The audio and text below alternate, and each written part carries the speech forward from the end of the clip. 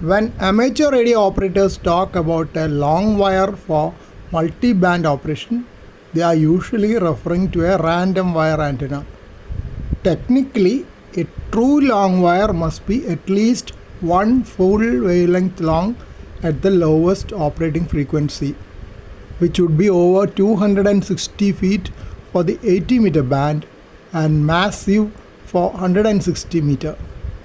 A random wire, on the other hand, is an unfed wire cut to a specific mathematically random length designed to avoid being a half wavelength or multiple thereof on any band you want to operate.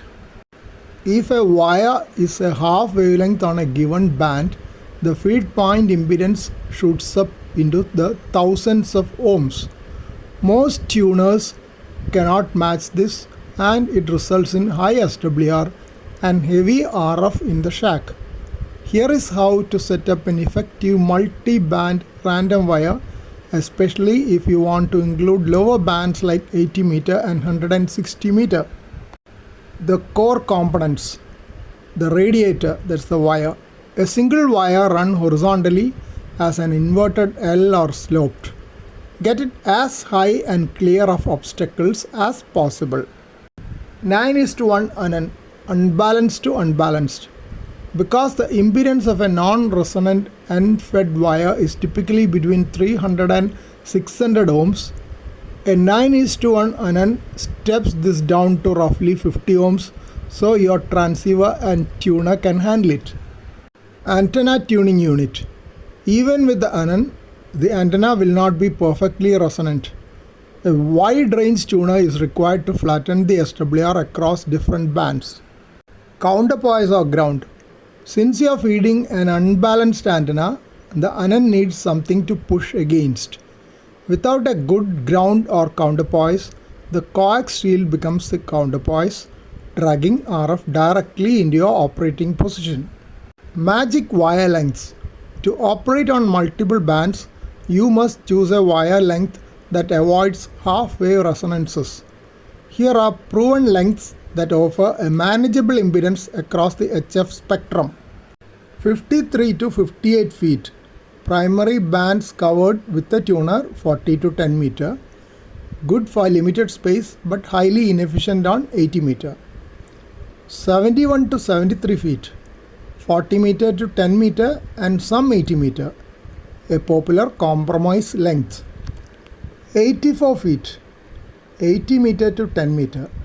An excellent length if you want solid 80 meter performance without needing excessive space. 124.5 feet. 80 meter to 10 meter. Often considered the golden length for 80 meter to 10 meter random wires.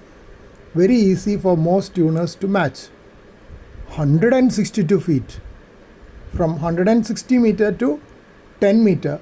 Highly recommended if you want 160 meter operation. It is long enough to radiate effectively on top band. Top band is 160 meter, while remaining tunable on higher bands. Managing the counterpoise. An unfed random wire is only half of the antenna system. The other half is ground. Elevated counterpoise. Connect one or more radial wires to the ground lug of your 9:1 unun. These wires don't have to be perfectly resonant, but running a few wires roughly 30 to 40 feet long laid on the ground or slightly elevated will drastically improve efficiency. Ground rod. If the unun is near the ground, tying it to a dedicated RF ground rod helps, but radials are generally superior for actual radiation efficiency. Keeping RF out of the shack. Because random wires are inherently unbalanced, common mode current loves to travel back down the outside of your coaxial cable. To prevent your Raspberry Pi transceiver or linear amplifier from acting erratic when you transmit, install a 1:1 current balance, that is common mode choke, on the coaxial cable. Place it either right after the 9:1 unun or just before the coax enters your shack. This chokes off the stray RF while letting the signal inside the coax pass cleanly to your receiver.